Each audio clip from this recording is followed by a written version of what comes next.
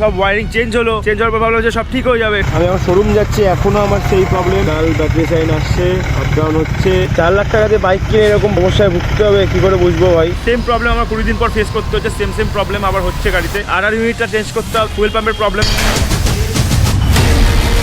আমার 45,000 মতো বিল হয়েছে। দুটো মালের মধ্যে একটা মাল ছিঁড়ে গেছিলো।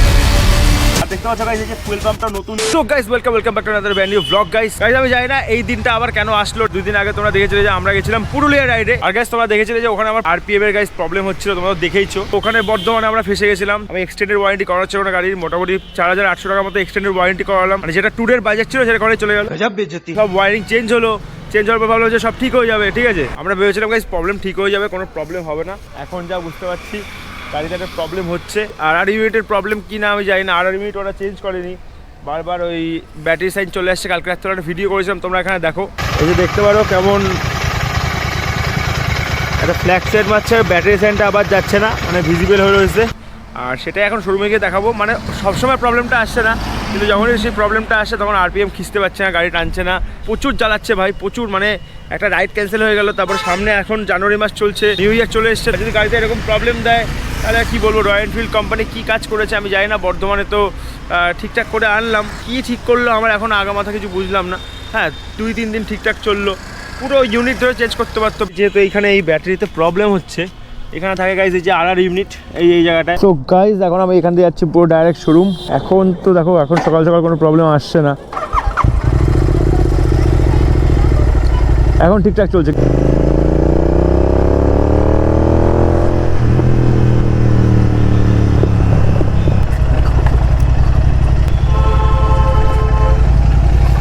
তো গাইজ আমরা এখন শোরুমে চলে এসেছি। শোরুমে আসার পরে এখন গাড়ি বলছে দাদা যে ফার্স্টে এখানে দেখিয়েছিলাম, তো দাদা বলেছিল যে আর ইউনিটটা চেঞ্জ করতে হবে, আর হচ্ছে ফুয়েল পাম্পের প্রবলেম ছিল। দাদা আমাকে দেখিয়েওছে, বাট বলেছিল যে চলে যেতে কোনো প্রবলেম হবে না। বাট রাস্তায় তো ফেসে গেছিলাম। যাই হোক, এখন আমি এসেছি এখানে, এখন তো সেম প্রবলেম আমার 20 দিন পর ফেস করতে হচ্ছে, সেম প্রবলেম আবার হচ্ছে গাড়িতে। যাই হোক, দাদা এখন বললো যে এটা ওয়ারেন্টির মধ্যে চলে আসবে। 5 দিন পরে আর ইউনিট আর একটা ফুয়েল পাম্প চলে আসবে। তো ফুয়েল পাম্প আসার পরে আমরা 5 দিন পরে আসবো, তারপর দাদাকে দেখাবো গাড়ি, আর মানে চেঞ্জ করে নেবো এগুলো। আর দাদা বলছে চেঞ্জ করার পরে গাড়ি ঠিক হয়ে যাবে। এই যে আর ইউনিট থাকে এই জায়গাটায়, এই যে দেখাতে পারবো না, তলার দিকে থাকে, এই যে এখানটায় রয়েছে সোজাসুজি, হয়তো দেখা যাচ্ছে নাকি জায়গায়, খুলে দেখাতে হবে তোমাদেরকে। এই তলাটায় থাকে এই জায়গাটায়।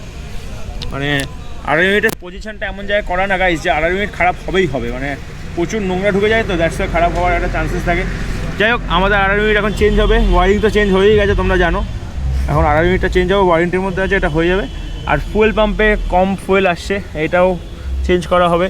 আর দাদা বলছে যে এই দুটো চেঞ্জ করার পরে নাকি সব ঠিক হয়ে যাবে। তা যাই হোক গাইজ, তোমার সাথে দেখা হচ্ছে 5 দিন পরে। আমি আমার শোরুম যাচ্ছি, এখনও আমার সেম প্রবলেম এখনও হচ্ছে। দেখে নাও, এই যে লাল ব্যাটারি সাইন আসছে, আপ ডাউন হচ্ছে, হয়েই যাচ্ছে। প্রত্যেকবারে প্রবলেমের ভিডিও করিনি, বাট এটা একটা করলাম। এই যে আওয়াজ আসছে। 4 লাখ টাকা দিয়ে বাইক কিনে এরকম সমস্যায় ভুগতে হবে, কী করে বুঝবো ভাই?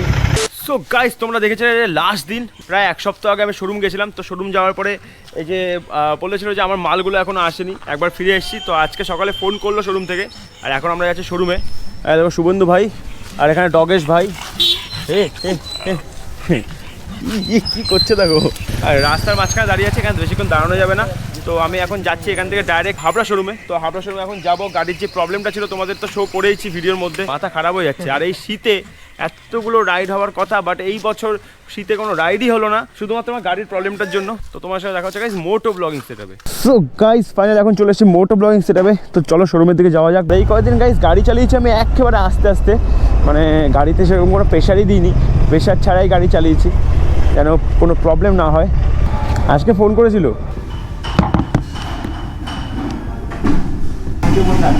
হ্যাঁ ওটা চেঞ্জ করলে তোমার প্রবলেম শুরু হয়ে যাবে। এবার ধরে গাড়িতে প্রেশারই দিই, 50-60-এ চালাইছি পুরো 1 সপ্তাহ।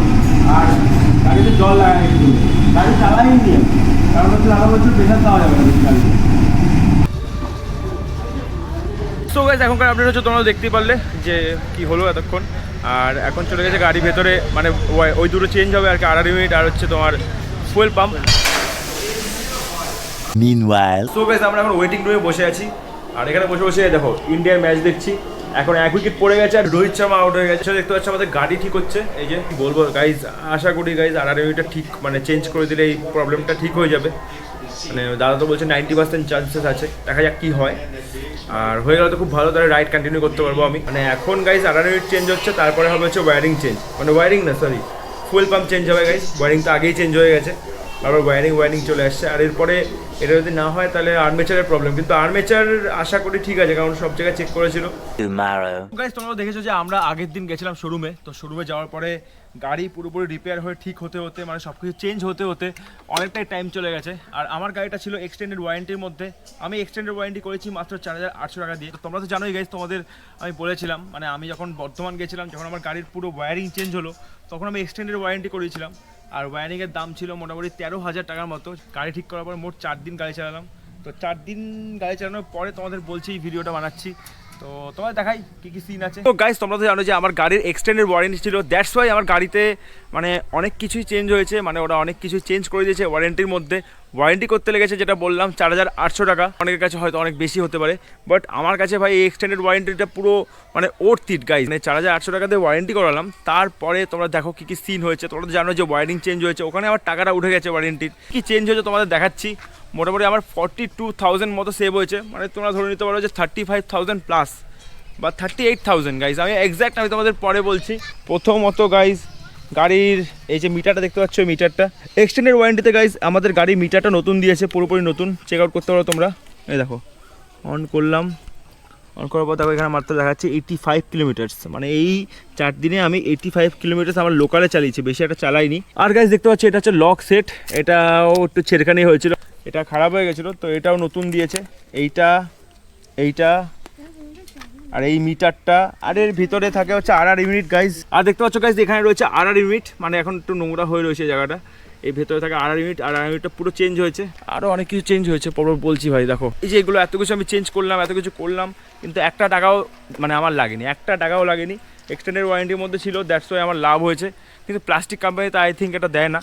এর তলায় থাকে হচ্ছে ফুয়েল পাম্প, মানে এই যে দেখতে পাচ্ছ ফুয়েল পাম্পটাও নতুন, আই থিঙ্ক দেখা যাচ্ছে ফুয়েল পাম্পটাও নতুন দিয়েছে। যারা গাইজ জিটি ওন করো তারা তো অবশ্যই জানবে যে এই সব জিনিসের যেগুলো আমি দেখাচ্ছি এগুলোর দাম অনেক বেশি হওয়ার কারণে গাইজ এগুলো মানে চেঞ্জ করতে গেলে তো ফেটে যায়। মানে যদি যখন পকেট দিয়ে যখন টাকাটা যাবে না এইসব চেঞ্জ করতে গিয়ে, তখন এমনি ফেটে যাবে ভাই। বাত তো সহি। আর আমার সার্ভিস সেন্টার এত ভালো যে কারণে দেখো আমার যে এই যে মিটারটা পুরো চেঞ্জ হয়েছে, মিটারটা শুধু কাঁচ ফেটে গেছিলো, আর কোনো প্রবলেম ছিল না, আর কোনো ম্যানুফ্যাকচারিং ফল্ট ছিল না, শুধুমাত্র মিটারের কাঁচ ফেটে গেছে, দ্যাটস ওয়াই আমাকে মিটারটা ওরা চেঞ্জ করে দিল। আর এখন থেকে ভাই তাওয়াই রাইড হবে, কারণ এই কদিন ধরে ভাই আমি রাইড করছি না। জানুয়ারির মোটামুটি শীত তো হাফ চলেই গেল, মানে গাড়ির প্রবলেমের জন্য আমি কোথাও যেতে পারিনি, কদিন রাইড ফাইড বন্ধ ছিল। আর যারা গাইজ ইনস্টাগ্রাম থেকে দেখছো, মানে ইনস্টাগ্রাম থেকে আমাকে চেনো, তারা অবশ্যই চ্যানেলটাকে অবশ্যই সাবস্ক্রাইব করে নিও। তো সব মিলেমিশে গাইজ আমার 45,000 মতো বিল হয়েছে। 42 মানে যদি লেবার চার্জ ধরা হয় তাহলে 45,000 হবে, যেটা আমার ফ্রিতে হয়ে গেছে। আর এক্সটেন্ডেড ওয়ারেন্টি আমি 5,000 টাকা ধরে নাও অ্যাপ্রক্স করেছি, তো আমার লাভ হলো 40,000 টাকা। তো আমার একটা সাজেশন থাকবে তোমাদের জন্য, যারা রয়্যাল এনফিল্ড চালাও, জিটি চালাও বা হিমালয়ান চালাও, যা আছে অনেক বাইক আছে, হান্টার আছে, মিটিওর আছে, মিটিওর 650, অনেক গরিলা ফরিলা, তা যারাই চালাও গাইজ 3 বছর হয়ে গেলে গাড়ির এক্সটেন্ডেড যে ওয়ারেন্টি থাকে সেটা শেষ হয়ে যায় নতুন গাড়ির। আর তারপর ওই জন্য তোমাদেরকে মানে নতুন করে গাইজ ওয়ারেন্টি করতে হয়। তো এক্সটেন্ডেড ওয়ারেন্টিটা অবশ্যই করে নাও। অবশ্যই করলে যদি তোমার গাড়িতে কোনো ফল্ট হয়, মানে যে কোনো ফল্ট, যেগুলো বলতে ইলেকট্রনিক্স ফল্ট যেটা হয়, ইঞ্জিনের কোনো ফল্ট হলো আর যাই হবে, সব কিছু গাইজ শোরুম থেকে চেঞ্জ হয়ে যাবে, তাও ফ্রিতে, কোনো টাকা লাগবে না, বুঝতে পারছো তো। শুধুমাত্র এইটা রয়্যাল এনফিল্ডেই সম্ভব, আমি জানি না অন্য গাড়ির ব্যাপার কী আছে আমি জানি না, বাট এটা এখানে সম্ভব। ওখানে গিয়ে আমি আমার টাকা দিয়ে শুধু এই থ্রটল কেবলটা চেঞ্জ করেছি, যেটা এই যে এটা মানে নতুন করে লাগিয়ে দিয়েছে এই মালটা যদি ঠিকঠাক না থাকে তাহলে বুঝতে তো পারছো গাড়ি পুরো ভাগবে না, গাড়ি পুরো দাঁড়িয়ে থাকবে। দুটো মালের মধ্যে একটা মাল ছিঁড়ে গেছিলো, ওই জন্য এই সমস্যাটা হচ্ছিলো আমার। আর গাইজ তো খাতারনাক কিছু ব্লগস আসতে চলেছে, কন্ট্রোভার্সি তো হতেই থাকবে, সেটা কোনো ম্যাটার না।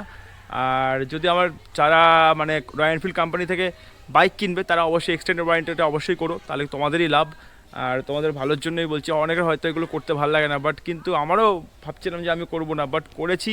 শোরুমের একজন বলেছে আমাকে করলাম, তো করার পরে দেখতে পাচ্ছ আমাদের চিঠি পুরো ঠিক হয়ে গেছে, পুরো ওকে। আর আমি তো ভাবছিলাম ভাই কী না কি হবে, ঠিক আছে, প্রবলেম হবে, এই হবে সেই হবে, অনেক কিছু ভাবছিলাম, but all things are great, সব ঠিক হয়ে গেছে।